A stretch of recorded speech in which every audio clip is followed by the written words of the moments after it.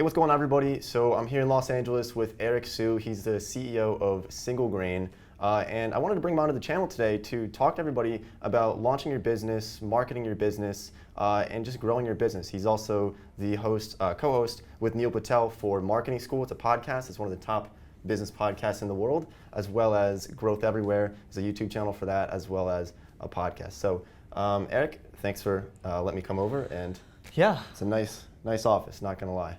Thank you for that. Thank you for having me on the channel. Hello, everyone.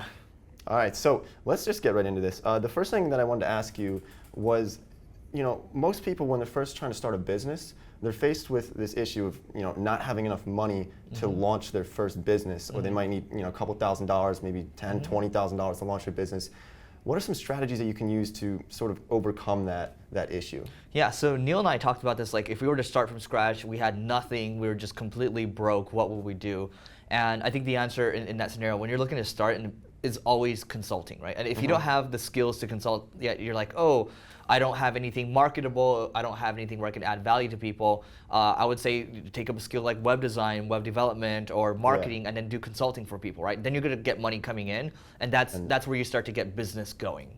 And there's not really much overhead to that either, because you just get the skills that you need to know, and then you can do it from a coffee shop, you can do it anywhere. Exactly, you're gonna hire contractors in the beginning, which I don't recommend for the long term, but I think in the beginning, like especially, like you don't have to pay for that overhead. You're not responsible for their health insurance, and then if you need to stop work, you can stop working, go up and down. You can be flexible. Yeah, and honestly, like you're if I were 18 years old right now, or 15 years old, or whatever, I'd probably go back and do that, and probably drop everything I'm doing, and maybe not even graduate college. Yeah, I graduated college right away. I'm not saying don't go to college. Yeah.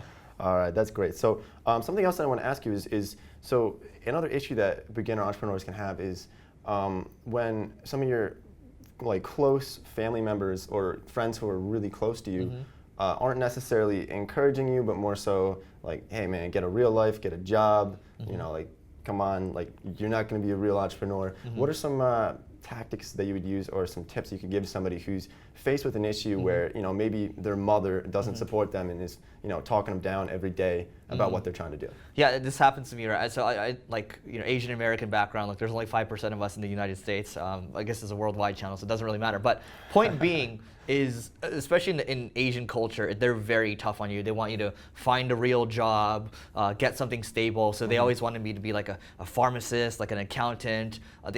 Don't do business, be a doctor, be a lawyer. That's all stable, right?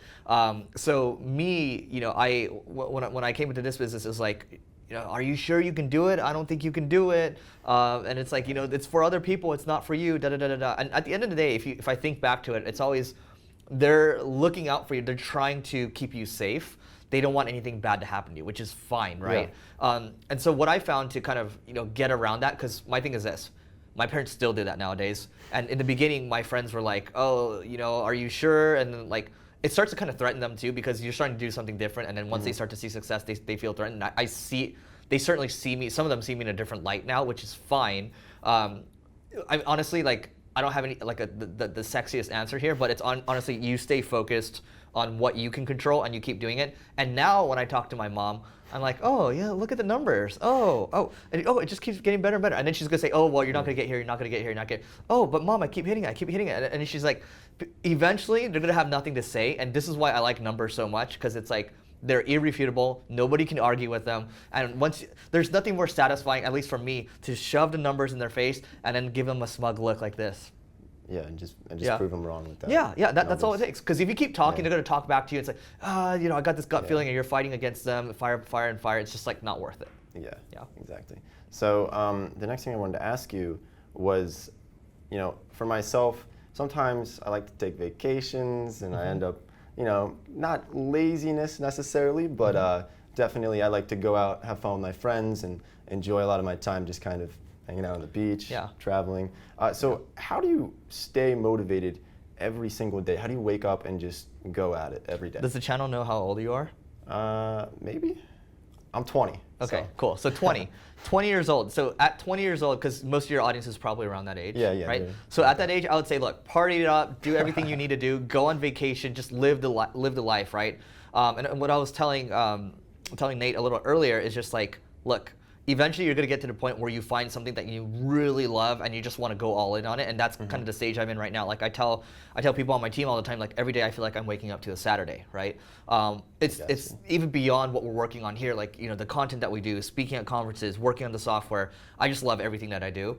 So eventually you're going to get to the point where like you just love working, and I'm not saying work 18 hours a day or whatever, but you're going to get to that point where you're excited to wake up, right? Yeah. And I think if things are going well and look, you've worked really hard for a period of time, it's certainly fine to take vacation for a while and then recharge and then think about things. Because look, I encourage people on my team to go on vacation because that downtime that you get to actually strategize and think and not be inundated with messages all the time is really powerful. So look, if you need to take a week, 2 weeks, take like 3 months or whatever, like go out and do it. Like even when people hear like there's like can I do more vacation, whatever, I'm just like, personally, I don't care. I'm just like, take it. Like, that's why we just extended like our PTO even more. I'm just like, God, take more vacation, Yeah.